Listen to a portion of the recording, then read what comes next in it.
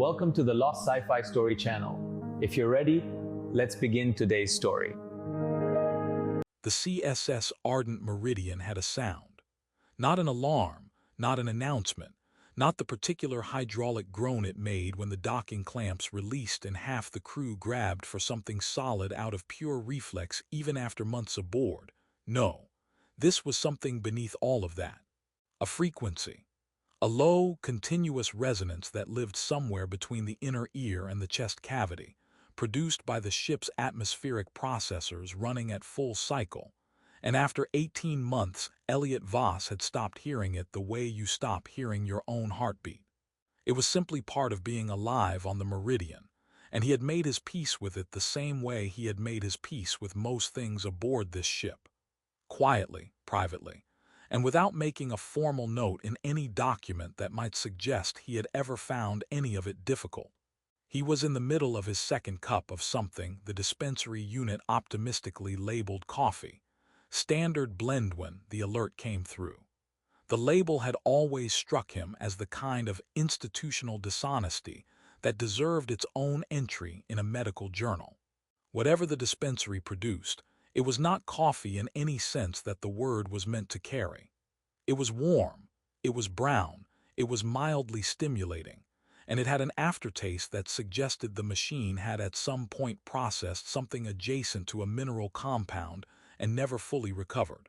He drank it anyway every morning, because the ritual mattered more than the substance, and because complaining about it in the mess had exactly once resulted in a 3-hour conversation with the ship's Vithari systems engineer about the philosophical relationship between expectation and experience, which had been genuinely interesting, but had also made him 20 minutes late for his shift. The alert chimed once, and then again, and the text that pushed itself across his wrist display did not use language that encouraged him to finish his cup. Atmospheric anomaly, possible membrane breach, Section 7, forward command block, priority 1 response required. He was moving before the third chime. This was not heroism. This was the deeply practical instinct of a man who understood, with clinical precision, what a membrane breach in a forward command block meant for the 17 species currently breathing recycled air aboard a vessel that had no business being as far from a repair dock as it currently was. He grabbed his diagnostic kit from the wall mount beside the door, a reflex so practiced it barely registered as a conscious act, and was in the corridor within seconds, already calculating. Section 7, forward command block. That was the sealed cluster, navigation, strategic planning, the commander's private briefing room. Access restricted under normal conditions, the kind of area where his medical credentials would be regarded with polite skepticism unless something was actively going wrong. Something was apparently actively going wrong, which meant the system would let him through, which meant he did not need to stop and request clearance from the duty officer, which meant he was already running. The corridors of the Meridian at this hour held the particular quiet of a ship between shifts. The third rotation crew moving through their duties, with the slightly glazed efficiency of people whose internal clocks had never fully accepted the ship's standardized day cycle. A pair of Dravathi technicians flattened themselves against the wall as he passed, their secondary arms raising in what he had learned, after an embarrassing early misreading, was a gesture of acknowledged urgency, rather than the greeting he had initially returned with a wave that had apparently implied he was challenging them to something. The cultural orientation materials for Dravathi social signals were, in his considered opinion, woefully insufficient. He passed the junction at Corridor 9 and noted, with the part of his brain that catalogued things without being asked, that the atmospheric readings on the wall panel were normal. This was either reassuring or concerning, depending on whether the sensor failure was in the panel or in the system that had generated the alert. Both possibilities had implications he would deal with in sequence, because the first item on the sequence was get to Section 7, and everything else followed from that. The door to the strategic planning room was sealed, gray and impassive, with the small amber light above the handle that indicated restricted access, and under normal circumstances, the social and professional expectation that you would use the intercom panel beside it and wait. Elliot looked at the amber light.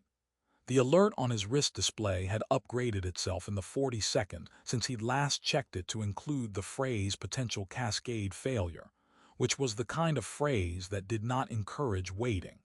His medical override code was accepted by the door system with a soft, almost apologetic tone, as though the ship itself understood the awkwardness of what unrestricted emergency access sometimes required. He pressed his hand to the panel.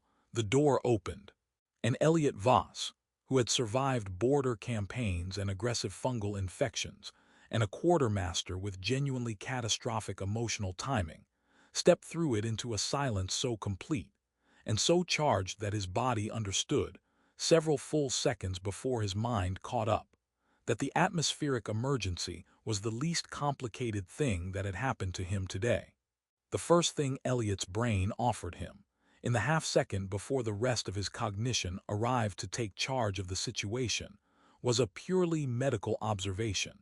The commander's bioluminescent markers, the subtle pulse that ran along her temples and jaw in the ordinary rhythm of speech, were lit in a way he had never clinically documented before, not the steady amber cadence of conversation, not the quickened blue-white he had read about in his Vithari physiology briefings, which corresponded to elevated threat response.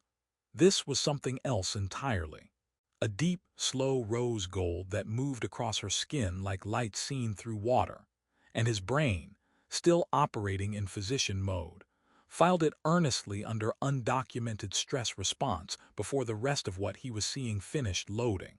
Commander Neva Sor stood at the far side of the strategic planning table, and the table was not, at present, being used for strategic planning. Her uniform jacket was draped over the back of a chair, with the deliberate care of someone who had placed it there intentionally rather than dropped it in haste, which somehow made everything more rather than less dignified. Beside her, Second Officer Davin Reis, human, 31, from the colony settlements on Kareth IV, the kind of person who smiled easily and fixed things with a confidence that bordered on the professionally supernatural, stood with his collar unfastened, and the particular expression of a man whose body had committed to a very specific moment, that his mind was now being asked to immediately abandon. They both looked at Elliot. Elliot looked at both of them. The door behind him remained open. The part of Elliot's brain that handled social emergencies, a part that had been, over the years, considerably overworked, presented him with several options simultaneously, the way a panicked crew member presents all possible solutions at once and hopes one of them is useful. He could speak. He could leave. He could consult his diagnostic kit, which would accomplish nothing medically but would give everyone in the room something to look at other than each other. He could, in theory, pretend to be someone else entirely, though the logistics of that were unclear. What he actually did was look down at his wrist display. The atmospheric alert, in the time it had taken him to run halfway across the ship, had quietly revised itself. The new text read, Sensor malfunction, false positive, Section 7, atmospheric SYSTEMS nominal, stand down. He read it twice. He began, and his voice came out with a steadiness he did not entirely deserve credit for. He cleared his throat. The atmospheric alert, Section 7, Priority 1. He held up his wrist in a gesture that managed to be both explanatory and slightly defensive, as though the display might intervene on his behalf and resolve the situation through sheer data. Neva Sor's rose gold luminescence had not faded. If anything, it had deepened slightly at the jaw, which he was now wishing he had never noticed at all. She straightened, and the quality of her stillness shifted in a way that he recognized, not from personal intimacy with her moods, but from 18 months of observing a woman who led by precision, who used composure the way a structural engineer uses load-bearing walls. She pulled it around herself now, assembled it from nothing, and in the 3 seconds it took her to do this she became, Once again, simply the commander. Dr. Voss. Her voice was even. The formal use of his title landed in the room with a weight that served roughly 12 simultaneous purposes, none of which required elaboration. Commander. He matched her register exactly, because it was the only register available to him that did not involve either collapsing or laughing. And the laughing was a genuine physiological risk, because his nervous system was currently producing the kind of energy that had to go somewhere. Davin Reis said nothing. He was looking at a fixed point approximately 4 inches above Elliot's left shoulder with the concentrated focus of a man who had decided that if he stared hard enough at an arbitrary piece of wall, the laws of physics might negotiate on his behalf. Elliot respected this strategy. He had employed it himself on at least 3 occasions. "The sensor malfunction has been logged," Neva said, in precisely the tone she used during morning briefings when discussing navigational corrections. "I will ensure maintenance reviews the Section 7 array." "That's yes, that would be appropriate." He clicked his diagnostic kit shut, which he had opened at some point without meaning to, apparently as a coping reflex. The kit contained, among other things, a neural calibration tool, 2 atmospheric samplers, and a protein synthesizer patch for emergencies. None of these were helpful. "Aisle the corridor." He indicated the open door behind him with a motion that intended to say, "I will now leave through it without requiring further sentence structure." "Yes," said Neva Sore. He left through it. The door closed behind him with the same soft, apologetic tone it had made on the way in, as though the ship had been following the situation with some interest and was now, gently, drawing a curtain.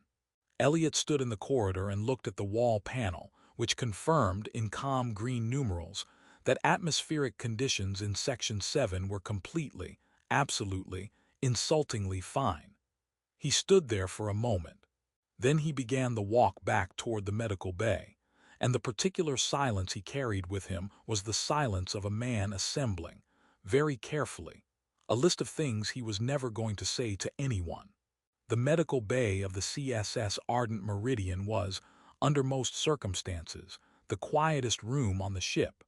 This was not because it was peaceful.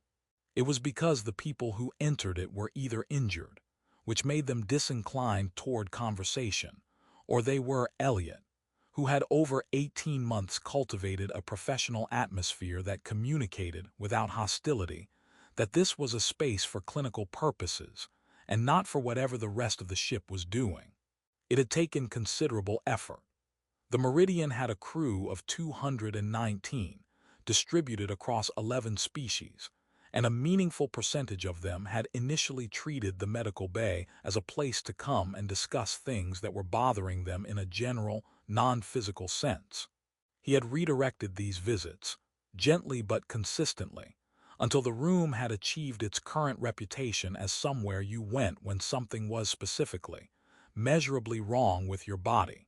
He sat at his desk and stared at the atmospheric incident report he was required to file. The form was not complex. Sensor malfunction. Priority 1 false positive. Response initiated, area assessed, systems confirmed nominal. 4 fields, a timestamp, a signature. He had completed more difficult paperwork after the fungal outbreak, which had involved 17 pages of species-specific symptom variance documentation, and a supplementary form asking him to rate, on a scale of 1 to 10, how prepared the ship's medical protocols had been for the event. He had written a 6, which was generous, and then felt guilty about it and changed it to a 7, which was less honest but easier to live with. He had been looking at the atmospheric report for 22 minutes. The problem was not the report itself. The problem was the single checkbox near the bottom of the form, present on all Section 7 incident responses, which asked whether the responding officer had observed anything during the emergency entry that required supplementary documentation under Coalition Military Code Section 14. Subsection 9. Conduct and fraternization among officers in command hierarchy. The checkbox had a small asterisk beside it. The asterisk led to a footnote. The footnote was 4 lines long and used the phrase mandatory disclosure twice and the phrase career-impacting consequences once, as though once were sufficient. Elliot read the footnote for the 3rd time. Then he looked at the checkbox. Then he looked at the ceiling, which offered nothing in the way of moral guidance, but did have an interesting stress fracture running along the second panel that he had been meaning to report to maintenance for 6 weeks. The door chimed.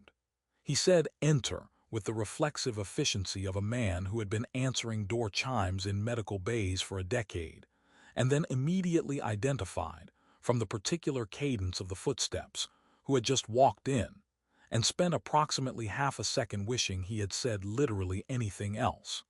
Davin Reyes closed the door behind him. He was in full uniform, every fastening correctly positioned, the collar that had been opened 40 minutes ago now sealed with the crisp precision of a man who had spent time on that specific detail. He stood just inside the threshold and had the expression of someone who had rehearsed an opening line and was now deciding whether to use it. "I came to have my shoulder looked at," Davin said. Elliot looked at him. "My shoulder," Davin said again with slightly less conviction. "Which shoulder?" A pause. "The left one." "What's wrong with it?" "It's been," Davin made a gesture with the left shoulder in question, a small rotation that was either a symptom or an improvisation. "Uncomfortable." Elliot considered the situation.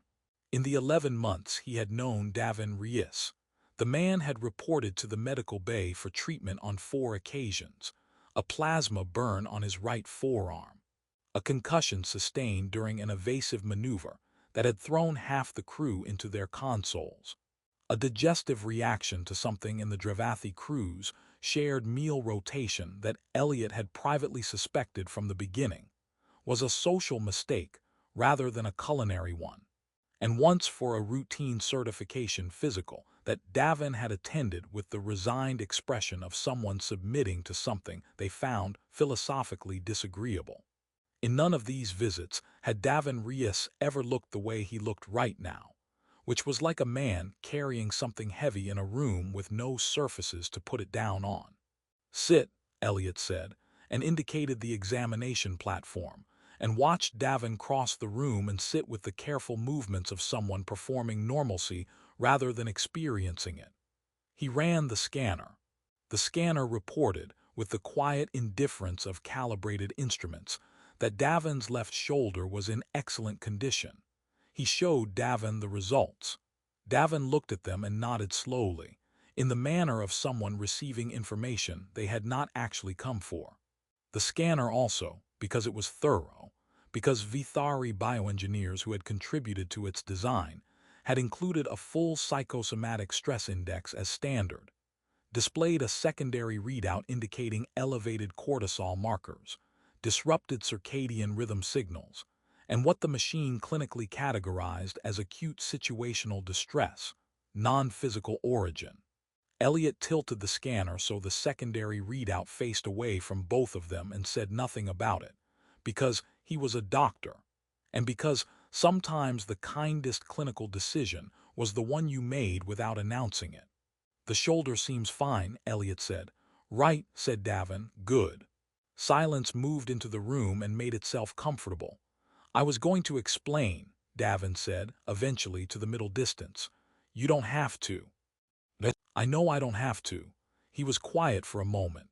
"She didn't ask me not to say anything. She wouldn't. She doesn't work that way." There was something careful in how he said it, the particular care of someone who knows they are describing a person and wants to get it right. "I just wanted you to know that whatever you decide, neither of us is asking you for anything." Elliot set the scanner down on the tray beside him. He thought about the incident report on his desk, and the checkbox with its asterisk and its footnote and its phrase mandatory disclosure sitting in the same room as the stress fracture in the ceiling panel. He had been meaning to report for 6 weeks, and somehow never had. Because some things you notice and some things you file away in the category of known but unrecorded, and the ship keeps flying regardless. "Your shoulder," Elliot said, "should probably be rested for a day or two, light duties." Davin looked at him. "I'll note it in your file." After a moment, Davin nodded. He stood, straightened his jacket, and walked to the door with the measured steps of a man recalibrating. At the threshold he stopped, without turning around, and said something quiet that the medical bay's ambient hum nearly swallowed. "Thank you, doctor." The door closed. Elliot turned back to his desk, picked up the incident report, and checked the box that said no supplementary documentation required. He signed it. He filed it. Then he finally, genuinely, finished his coffee, cold now, worse than ever and completely beside the point. 3 days passed the way days pass on a deep space military vessel when something significant is being collectively and professionally ignored, which is to say, they passed with great efficiency and considerable effort from everyone involved. The Ardent Meridian went about its operational business. Elliot went about his. He completed 2 routine physicals, treated a Dravathi crew member who had sustained a minor laceration on a console edge during a navigation drill, and updated the ship's pharmaceutical inventory with the focused attention of a man who had decided that thoroughness was an adequate substitute for thinking about other things. On the morning of the 4th day, Commander Neva Sor came to the medical bay. She came during the first rotation, which was the quietest hour, and she came without announcement, which was not unusual for her. Neva Sor moved through her own ship with the self-possession of someone who understood that authority, properly worn, did not require performance. Elliot heard the door and looked up from the inventory manifest, and then performed, in approximately 1 second, the entire internal recalibration that her presence had required of him, since the first time he had sat across a briefing table from her, and understood that some people rearrange the air in a room simply by entering it. "Commander, Dr. Voss."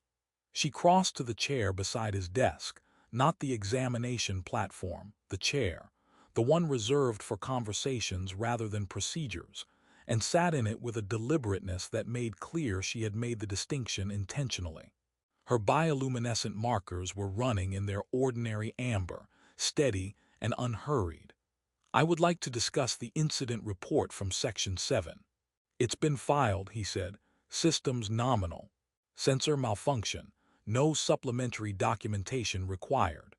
"I know," she said. "I read it." A beat of silence passed between them.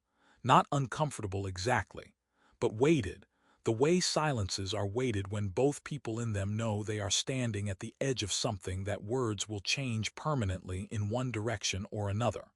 "I came," Neva said, "because I wanted to say something that is not in any regulation and is not required of me and does not exist in any form that either of us needs to document."